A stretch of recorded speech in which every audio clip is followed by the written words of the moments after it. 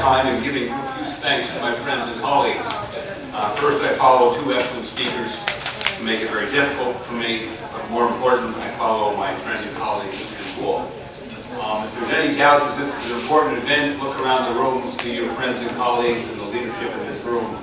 And not only is this an important event, but it shows you how hard my colleagues have been working, so thank you. I share with many of my colleagues their comments on what's new in East Asia. Professor John had much to say about how we might cooperate. Professor White had much to say about the prospects for the power transition in East Asia. I too want to discuss some of the issues in the power transition in East Asia, discuss where we are today in that transition, and what the implications are for U.S.-China relations. First, let's talk a little bit about our understanding of power transition. Our theory of international politics, our theory of power transition, the idea that power transition has caused war, all of these issues are based upon European history. And yet I would suggest to you there is no worse region in the world for building theories of international politics than Europe.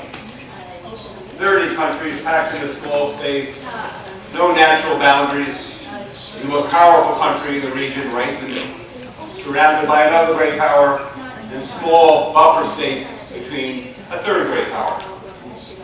This is, if you will, a theater perfect for intensified security dilemma dynamics and war. We should not infer from European history anything about war and great powers in the power transition age. If you look at East Asia, you see a theater entirely different. One of the things I like to do in my travels around Asia is look at palaces and courts and castles. And it doesn't matter what country I'm in. It doesn't matter what period of history is so recent. It doesn't matter what the culture. They're all surrounded by water. I once was at a tall building looking over the royal palace in Japan, and there was a lake. That's not a lake. That's a man-made boat. British castles, French castles. What's around the Forbidden City in Beijing but a boat? A boat that the dirt was used to build Coal Hill. And if you look at East Asia, what do you see? You see a lot of water. The English Channel may not work anymore as a defense of Great Britain. But that large body of water creates certain stability, certain security for the great powers, that's China and the United States. And so what's important to recognize, for example, since the end of World War II, apart from Korea, there's never been a real crisis in East Asia. No one has ever feared imminent war. With imminent war and loss of that war and the loss of your state are impossible in East Asia. Since 1949, China's never feared a surprise attack that would land in Tianjin and overthrow the Chinese Communist Party, unlike France and Germany. The United States never feared a surprise naval attack that would land in California or even destroy the U.S. fleet. So crises don't happen, escalation is not rapid. There's an underlying security. Moreover, if you look at Germany, what's its vital interest? The French border. What's France's vital interest? The German border. Where's China's vital interest? The Vietnamese border. Does another great power care about Vietnam to the extent we'll go to war? Well, the United States made that mistake once. We're not going to do it again. And so you have this water separating buffer states, the spheres of influence, no competition over buffer states, competition over border security, the things that cause war, border security in Europe, that cause arms races in Europe. They're muted in East Asia. Because American forces and our alliance relationships don't challenge Chinese border security. It's China's spheres of influence. Don't challenge the American naval security, maritime security, much less Hawaii or California. Now, that's not to say that rising powers don't cause tension. Yes, they will, and that's inevitable. Why? Because what the great powers, as Professor White suggested, fight over or argue over are real things that matter. Yes, it's a zero-sum conflict out there. What do they argue over? Resources, sea lanes of communication, choke points, allies, spheres of influence, maritime dominance. Those are zero-sum issues. Those are the states, those are the interests that great powers compete over. Those are the things that are really hard to compromise, that one state's gain is another state's loss. So that there will be U.S.-China competition. There will be rising tensions. But war is a decision that states make. And to reduce war as an automatic consequence of a power transition is silly, simplistic, and in large part based upon European history. War is entirely avoidable these days, more so than it would have been in Europe. But that's not to say that power transitions are stable. No, they're not. They're complex, they're competitive, they're difficult. Where are we in the U.S.-China power transition? I would suggest we've seen a fundamental change. And that fundamental change explains a lot of U.S.-China relations over the last 3 or 4 years. Where are we on the curve? We are nowhere near the point on the curve where we can expect the kind of competition, the kind of conflict that should elicit serious crises and the threat of war. No, that requires the advances in Chinese military capabilities that are, as Chinese will say, and as American admirals will say, 20 years off. But part of what's wrong with our theories of international politics is we assume that relations are stable until they get really bad and then you have war. Well, that's, again, rather simplistic. At various transition points in that power transition curve, one should expect changes in great power relations. And that's where I would suggest we are today. We're a far cry from China being a strategic competitor of the United States, one that can demand change to vital interests that cause great power conflict and war. But rather, we've seen in China's capabilities in the last 4 or 5 years develop a civilian maritime capability and a military naval maritime capability to allow it to do things it could not do before. So, for example, from the mid-1970s to a few years ago, Philippines, Malaysia, Vietnam were occupying island after island after island in the South China Sea. And China's peaceful rise strategy would say, we don't want to make an issue out of this, we need peaceful rise. But equally important, China's capabilities inhibited its ability to respond. So China could not do a mere 5 years ago what it's now doing in the vicinity of the Diaoyu Spratly Island. China couldn't do a mere 5 years ago what it's now doing in Huangyandao, Scarborough region. This requires more sophisticated maritime capabilities, including refueling, resupplying, long-term maritime presence, long-term operations, that reflect a more capable Chinese Navy in terms of education, training, and capabilities. This gives this Chinese Navy, this Chinese civilian force, the ability to say no. And it gives this Chinese maritime capability, this maritime force, the ability to cause tension,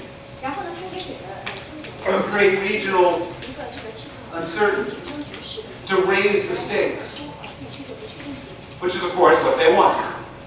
Because if you don't raise the stakes, if you don't create tension, states go on doing what they want to do.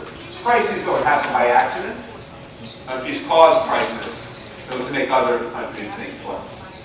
So China now has the ability to create tension, to raise the cost, to get other states to rethink their policies. Policies toward what? Policies toward territorial disputes. Policies toward China's security. So that China has the ability to resist strategic direction, strategic trends, resist challenges to what it sees as its sovereignty, with the ability to create tension, instability, uncertainty. But the challenge for China is severe. Because one of the reasons we're not at where we may well be in 20 to 30 years is that China's domestic agenda is overwhelming. The Chinese economy today is facing a crisis the greatest since the Great Leap Forward. Domestic stability, spontaneous domestic stability, the greatest at any time since 1949. The leadership conflict remains ongoing. Anti-corruption drives are full steam ahead. This is a country, as we all know, in the next 4 or 5 years, will decide its economic future, its political future. This is not a country for both domestic economic reasons, and for its nascent capabilities, is in a position to challenge the United States or risk escalation. So China has two objectives simultaneously.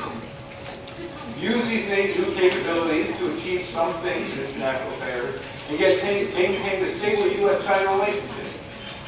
This is not easy. Far more difficult than peaceful rise, where you accept things in the interest of cooperation. Now you have to cooperate and contend simultaneously. How well has China done? Not too well. 2013 was a very good year of U.S.-China relations. The Philippine issue diminished in importance in the U.S.-China agenda. The Japan territorial conflict diminished in the U.S.-China agenda. The Korea issue, great advances in U.S.-China cooperation, and the Sunnyland Summit went very well. By the end of 2013, early 2014, China elicited new concerns in East Asia. And it elicited a tough American response. This is going to be an ongoing problem. This is going to be a more difficult era for U.S.-China relations. We are not going to be able to go back to 2008. But China will have a more complex agenda than simply U.S.-China cooperation. And the balancing of these two objectives will simply be a diplomatic challenge. But there is an equally difficult diplomatic challenge in the United States. The United States has to find a way to reassure its allies in East Asia, to send signals to a more capable China that it must act with caution, while simultaneously maintaining U.S.-China cooperation. Because U.S.-China cooperation remains vitally important to the United States. Unnecessary conflict can be extremely costly. You look around the world today, the United States has problems in Syria, we have problems with Israel, we have problems with Iran, we have problems with Russia. The problem in China is simply add to the problems for U.S. diplomacy. Unnecessary conflict can be costly and detrimental. The United States has a problem. How do we balance our two important diplomatic objectives?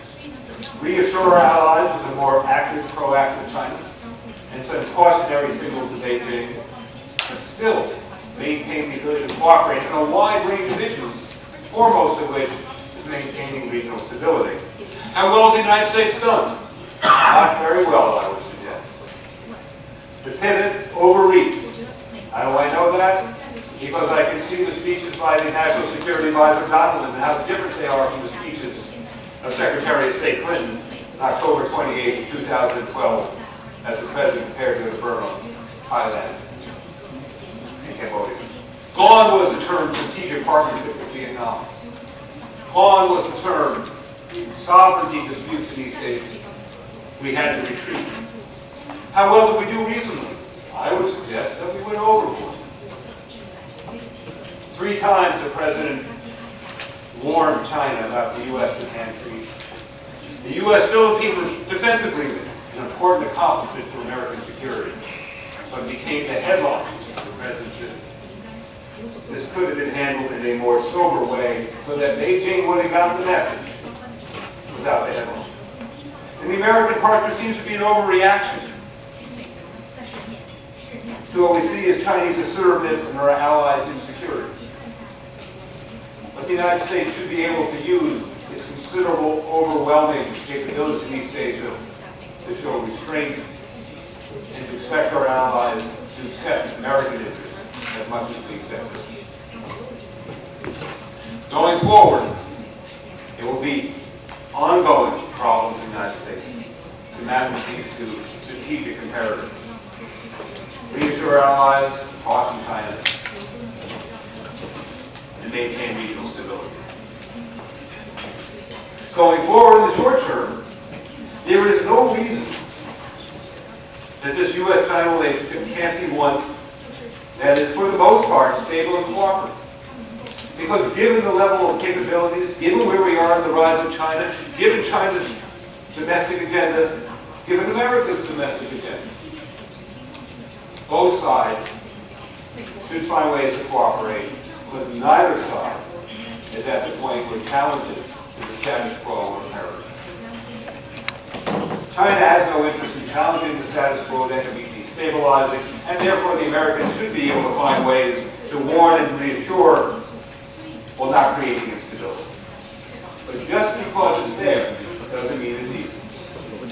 Thus far, I would suggest both in Beijing and in Washington, we've lacked the foreign policy experience and leadership necessary to maximize the cooperation during what is admittedly a more difficult period.